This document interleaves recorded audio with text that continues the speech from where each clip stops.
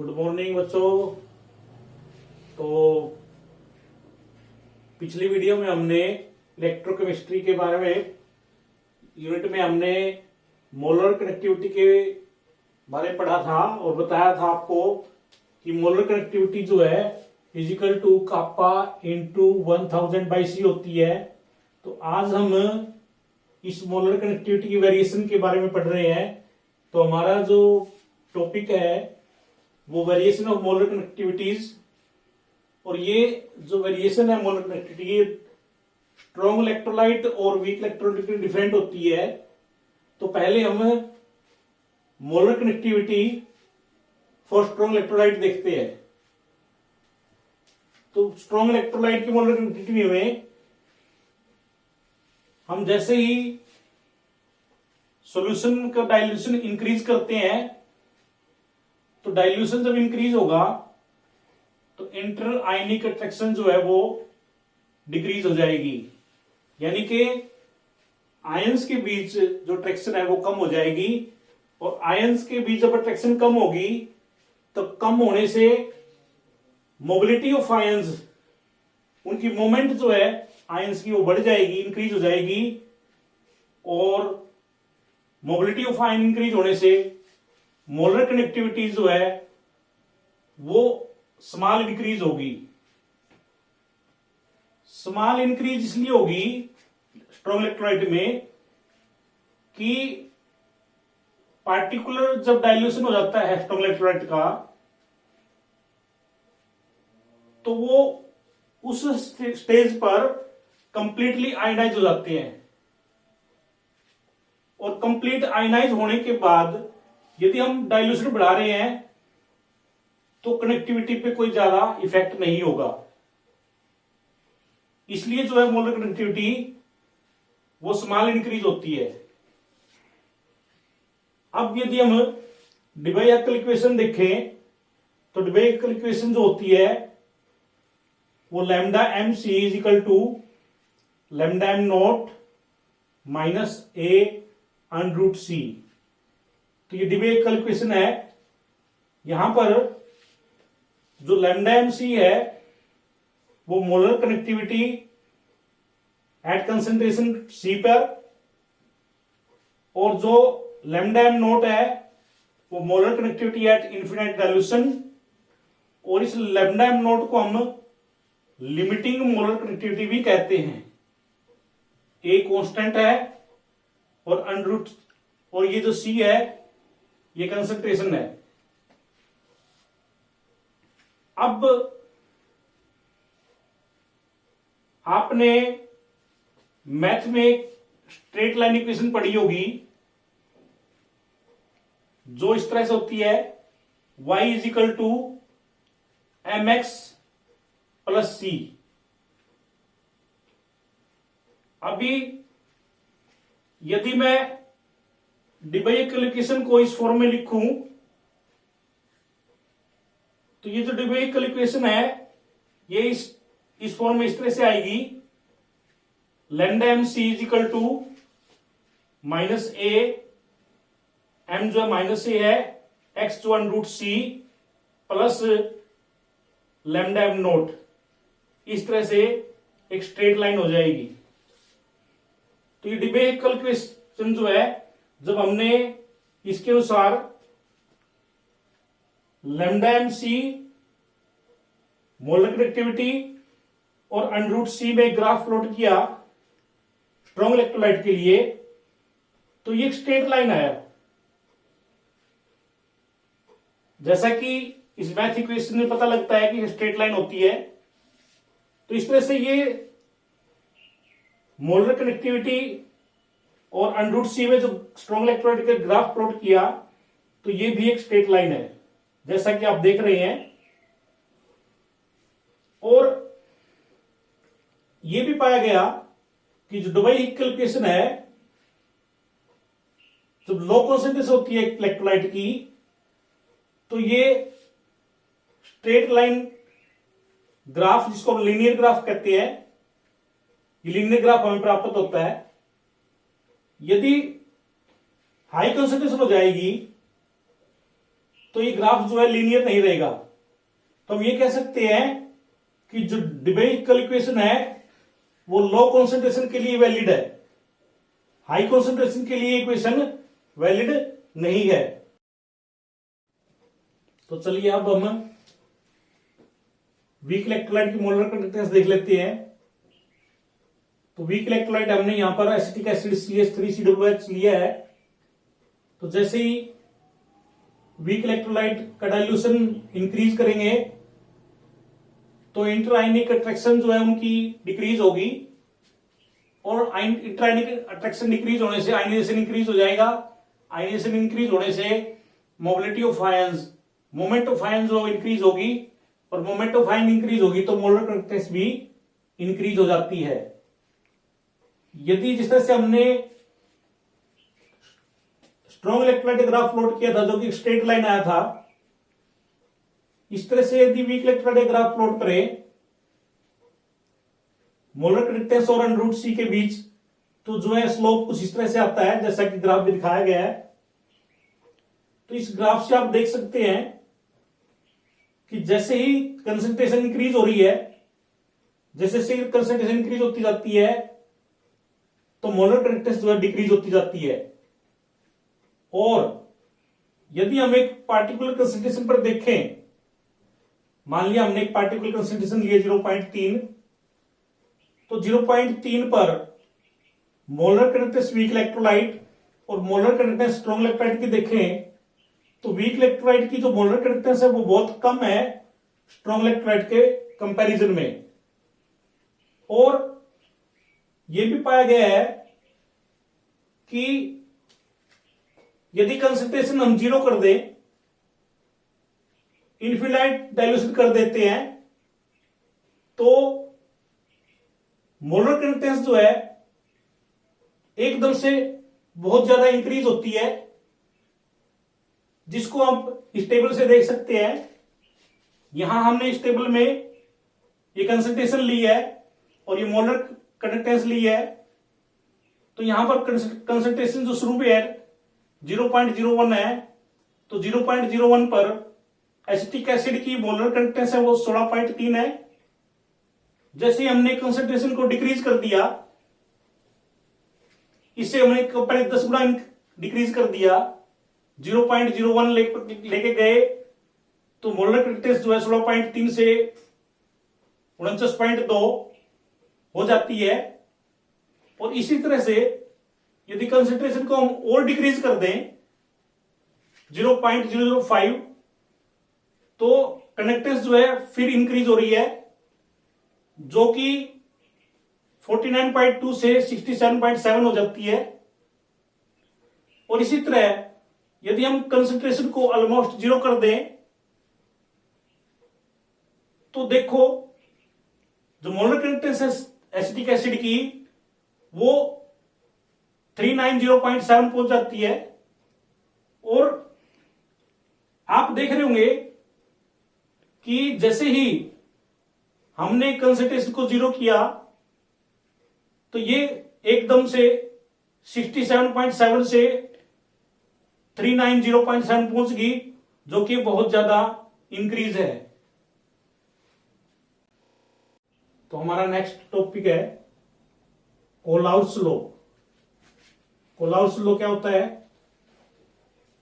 According to this law the limiting molar conductivity of an electrolyte is the sum of limiting ionic conductivities of cation and anion, each multiplied with number of ions present in one formula unit of electrolyte।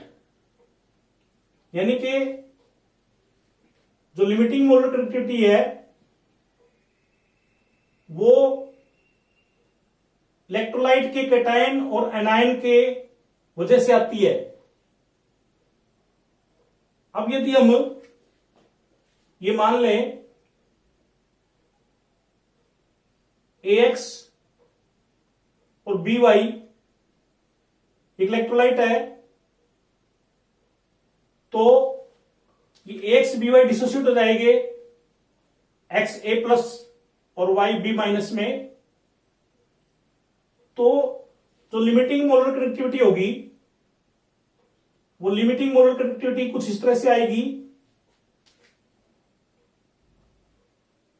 X lambda plus nought plus Y lambda minus nought.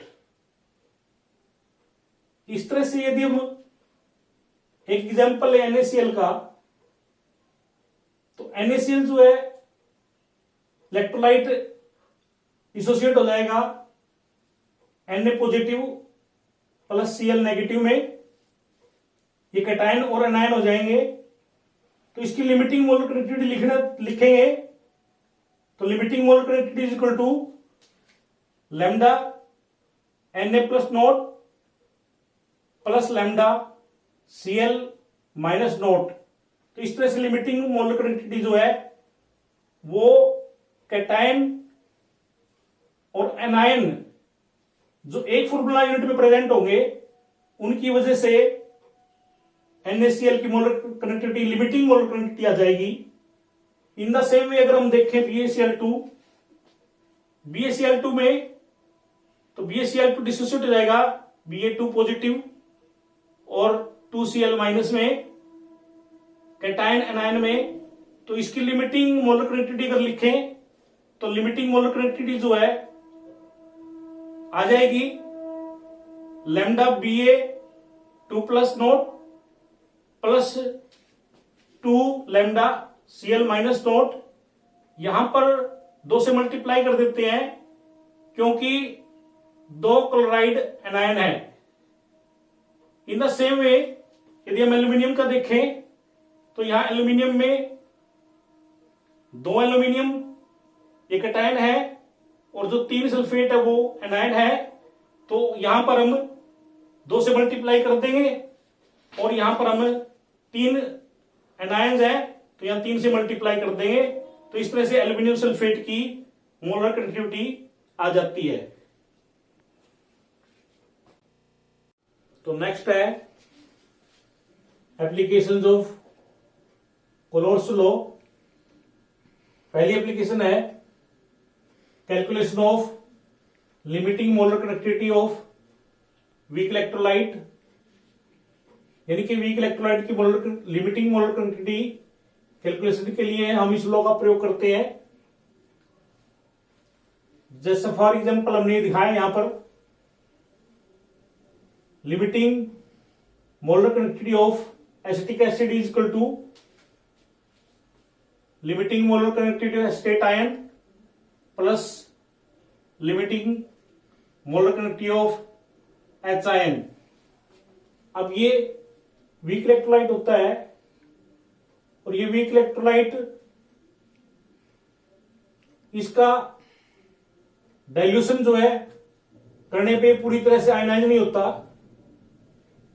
तो इसलिए हमें इसकी molar connectivity calculate करने के लिए strong electrolyte जैसा कि यहां दिखाया गया है KCl CH3CO के HCl कुछ इस तरह के इलेक्ट्रोलाइट लेने पड़ेंगे जो ऑलमोस्ट कंप्लीट आयनाइज हो जाएं।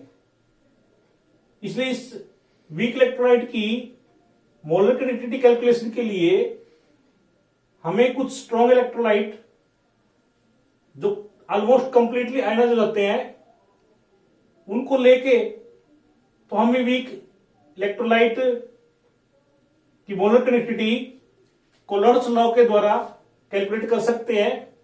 जैसा हमने यहां दिखाया गया है कि limiting molar connectivity of KCl equal to lambda K plus nought plus lambda Cl minus nought. इस तरह सेम CH3CO की जो है लिमिटिंग मोलर कनेक्टिविटी है लैम्डा CH3CO एसिटेट आयन और plus lambda K plus nought और इसी तरह सेम HCl की।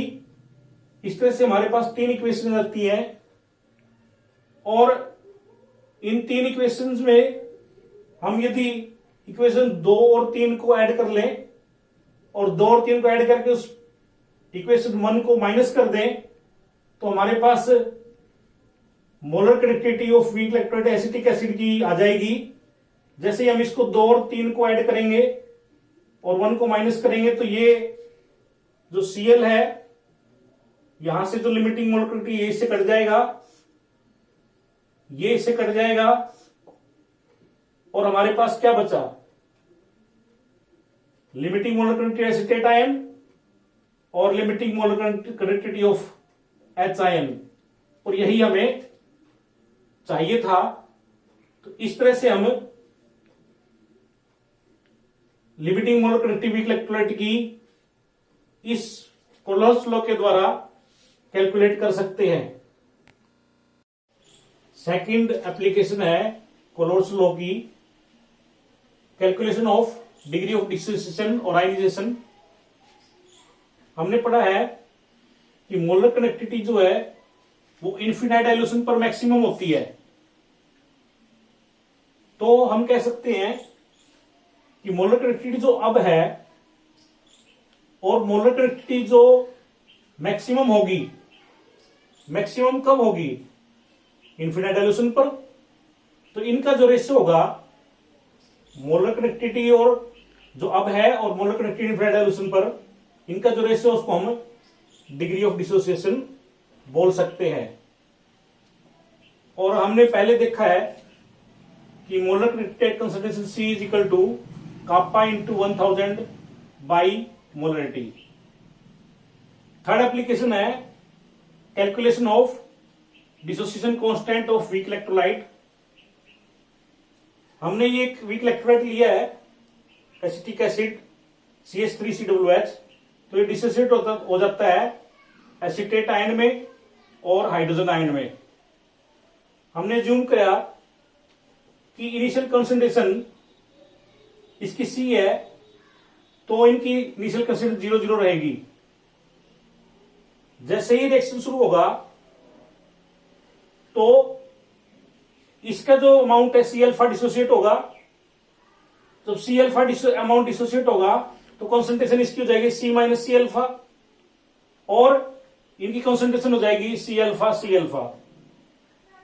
हम इसको ऐसे लिख लेते हैं, C कॉमन ले लिया, 1 माइनस अल्फा C अल्फा। तो डिसोसिएशन कांस्टेंट क्या होगा, ये concentration of product divided by concentration of reactant, ये हमने लिख दिया और इनकी वैल्यू पुट करेंगे ऊपर से C अल्फा और C1 माइनस अल्फा। तो इसको सॉल्व करेंगे तो C alpha square 1 minus alpha, ये जो C alpha square 1 minus alpha है ये डिसोसिएशन कांस्टेंट है। तो नेक्स्ट एप्लीकेशन है calculation of solubility of sparingly soluble salt.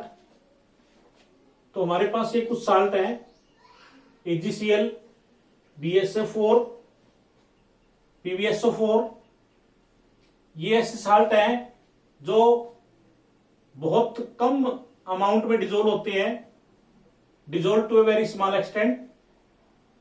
तो ये साल्ट जब बहुत कम अमाउंट में डिजोल्व होते हैं तो हम कह सकते हैं कि कॉन्सेंट्रेशन ऑफ सोल्यूट लेस है, बहुत कम है। अब जो कॉन्सेंट्रेशन ऑफ सोल्यूट कम है तो सोल्यूशन क्या है, डाइल्यूट होगा, और सोल्यूशन डाइल्यूट होगा, इतना डाइल्यूट होगा कि हम उसको कह सकते हैं इनफिनाइट डाइल्यूशन।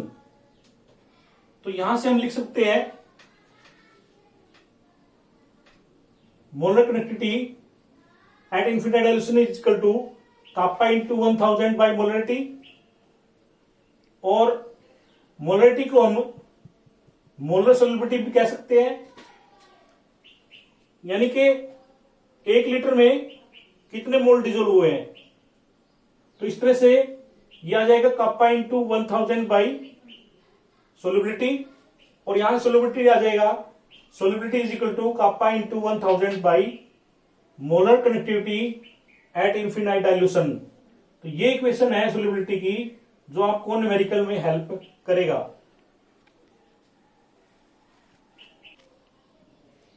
तो नेक्स्ट है इलेक्ट्रोकेमिकल सेल।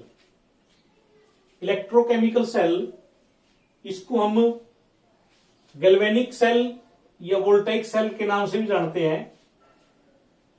यूनिट के शुरू में हमने देखा था कि हमने एक बीकर लिया था, एक बीकर है, उस बीकर में कॉपर सल्फेट सॉल्यूशन है और उसके अंदर जिंक रोड लगाई।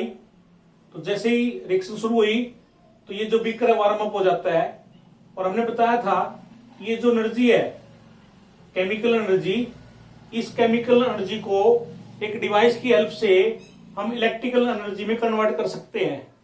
तो यही वो सेल है जिसको हम इलेक्ट्रोकेमिकल सेल कहते हैं। ये एक ऐसी डिवाइस है जो केमिकल एनर्जी को इलेक्ट्रिकल एनर्जी में कन्वर्ट करता है। इसमें हम दो बीकर लेते हैं, एक बीकर जिसमें हमने जिंक सल्फेट सॉल्यूशन लिया और जिंक रोड लगा दी, दूसरा बीकर जिसमें कॉपर सल्फेट सॉल्यूशन लिया और कॉपर रोड लगा दी। ये फर्स्ट हाफ सेल है और ये दूसरा सेकंड हाफ सेल है। इन दोनों हाफ सेल्स को हमने वायर की हेल्प से कनेक्ट किया जिसको हम आउटर सर्किट बोलते हैं। फिर हमने एक यू शेप ट्यूब ली और इस यू शेप ट्यूब में concentrated solution of inert electrolyte लिया जो KCl हो सकता है, K2SO4 हो सकता है, और इसको इस तरह से आपस में कनेक्ट कर दिया जिसको हम इनर सर्किट कहते हैं। इस तरह से हमारा आउटर सर्किट और इनर सर्किट दोनों कंप्लीट हो जाते हैं। तो जैसे ही इसमें रिएक्शन शुरू होगा तो यहां हम ये जो कॉपर रोड है, इस कॉपर का रिडक्शन पोटेंशियल जो है ज्यादा होता है। तो रिडक्शन पोटेंशियल ज्यादा होने से इसमें यहां पर रिडक्शन शुरू होगा। अब यहां पर जब रिडक्शन होगा तो दूसरे हाफ सेल्स में क्या है, ऑक्सीडेशन शुरू होगा। तो ऑक्सीडेशन शुरू होगा यहां पर, तो जिंक है, जिंक अपने इलेक्ट्रॉन लूज करेगा और इलेक्ट्रॉन लूज करके वो इलेक्ट्रॉन एनोड की तरफ मूव करेंगे और जो जिंक आयन है वो सॉल्यूशन में आ जाएंगे। और इस तरह से यहां पर कॉपर सल्फेट जहां पर रिडक्शन होगा तो कॉपर आयन जो है इस कैथोड की तरफ मूव करेंगे और यहां जो इलेक्ट्रॉन थे जो जिंक ने छोड़े थे, तो ये इलेक्ट्रॉन जो है इस सर्किट की सहायता से एनोड टू कैथोड मूव करते हैं। तो जब electron anode to cathode move करते हैं तो करंट हमेशा अपोजिट साइड में, इलेक्ट्रॉन के अपोजिट साइड में फ्लो करता है। तो करंट जो है कैथोड से एनोड की तरफ मूव करेगा। तो जो करंट का फ्लो होगा वो कैथोड टू एनोड होगा और जो इलेक्ट्रॉन का फ्लो होगा वो एनोड टू कैथोड होगा। अब जैसे ही यहां जब ये जिंक आयन जो सॉल्यूशन में आते रहेंगे तो ये आयन जो सॉल्यूशन है ये ज्यादा पॉजिटिव होता चला जाएगा और जो ये कॉपर आयन है तो ये जिंक रोड की तरफ मूव करेंगे तो सल्फेट आयन सॉल्यूशन में ज्यादा होते चले जाएंगे तो ये नेगेटिव ज्यादा होता चला जाएगा। तो फिर ये जो हमने सॉल्ट ब्रिज लगाया, यू शेप ट्यूब लगाई है, इस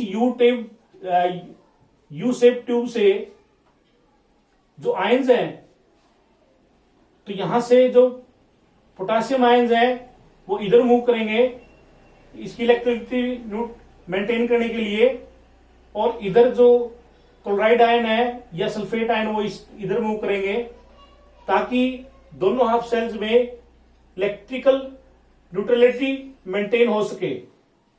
यानी कि इस यू शेप ट्यूब के दो फंक्शन है।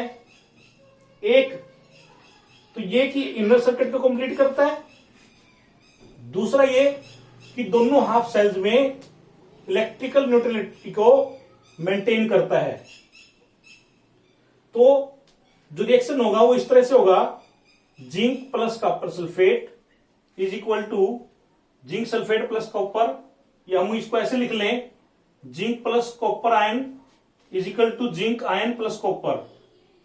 तो यहां जो है जिंक जीरो ऑक्सीडेशन स्टेट से 2 प्लस ऑक्सीडेशन स्टेट में जा रहा है तो ऑक्सीडेशन होगा, और कॉपर आयन थे जो कॉपर 2 प्लस था ये प्लस 2 ऑक्सीडेशन स्टेट से 0 ऑक्सीडेशन स्टेट में जा रहा है तो यहां पर रिडक्शन होगा। इस तरह से इलेक्ट्रॉन जो है एनोड टू कैथोड मूव करेगा और करंट जो है कैथोड टू एनोड मूव करेगा और सेल जो है काम करता रहेगा। यदि हम इस यू शेप ट्यूब को ना लगाएं, इस इनर सर्किट को ना लगाएं, तो क्या होगा, यहां से क्या होगा, इलेक्ट्रॉन मूव करते रहेंगे और जिंक आयन जो है सॉल्यूशन में आते रहेंगे, और जिंक आयन जो ये सॉल्यूशन जो है धीरे धीरे पॉजिटिव होता चला जाएगा, और इधर दूसरे हाफ सेल में क्या होगा कि जो कॉपर आयन है कॉपर रोड की तरफ मूव करेंगे और जो सल्फेट आयन है वो सॉल्यूशन में होते चले जाएंगे और ये सॉल्यूशन है मोर नेगेटिव होता चला जाएगा। तो एक स्थिति ऐसी आ जाएगी कि जो है इलेक्ट्रॉन यहां से उधर एनोड से कैथोड की तरफ मूव करना बंद कर देंगे। तो जब इलेक्ट्रॉन मूव करना बंद कर देंगे तो क्या होगा, सेल काम करना बंद कर देगा। तो ये सेल बिना इसके यू शेप ट्यूब के साल्ट ब्रिज के एक लंबे समय तक काम नहीं कर पाएगा, और यू शेप ट्यूब की हेल्प से हम सेल को लंबे समय तक काम कर सकते हैं। तो इस तरह से अब इसका जो रिप्रेजेंटेशन है, सेल की जो रिप्रेजेंटेशन हम करते हैं, तो रिप्रेजेंटेशन सेल किस तरह से की जाती है कि यू शेप जो ट्यूब है जिसको हमने सॉल्ट ब्रिज का नाम दिया है, तो सॉल्ट ब्रिज को दो लॉन्ग लाइन से हम डिनोट करते हैं, और इस लॉन्ग लाइन के लेफ्ट हैंड साइड और राइट हैंड साइड जो डायरेक्शन चली है उनको हम डिनोट करते हैं, उनको लिखते हैं। तो लेफ्ट हैंड साइड में क्या हुआ था, ऑक्सीडेशन, और राइट हैंड साइड में क्या हुआ था, रिडक्शन। तो इसके जो लेफ्ट हैंड साइड हुआ है ऑक्सीडेशन, तो ये हुआ है जिंक 2 प्लस में कॉन्सेंट्रेशन 1 पर, और इधर जो रिडक्शन हुआ है वहां पर कॉपर 2 प्लस कॉपर मेटल में। तो इस तरह से ये हमारा साल्ट ब्रिज है, जो लॉन्ग लाइन है ये साल्ट ब्रिज को शो करती है, और इसके जो लेफ्ट साइड में, लेफ्ट हैंड साइड, हमेशा सॉल्ट ब्रिज के लेफ्ट हैंड साइड में ऑक्सीडेशन होता है और राइट हैंड साइड में रिडक्शन होता है। तो अभी जो हमने रिसेंट टॉपिक पढ़ा है उसके ये कुछ इंपॉर्टेंट क्वेश्चंस हैं, ये सभी नोट कर लें। Question 1, explain the working of electrochemical cell. Question 2, explain the function of salt bridge. Question 3, difference between electrochemical cell and electrolytic cell. Question 4, how an electrochemical cell is represented by cell notation. Important question है, इनको लिखने की कोशिश कर।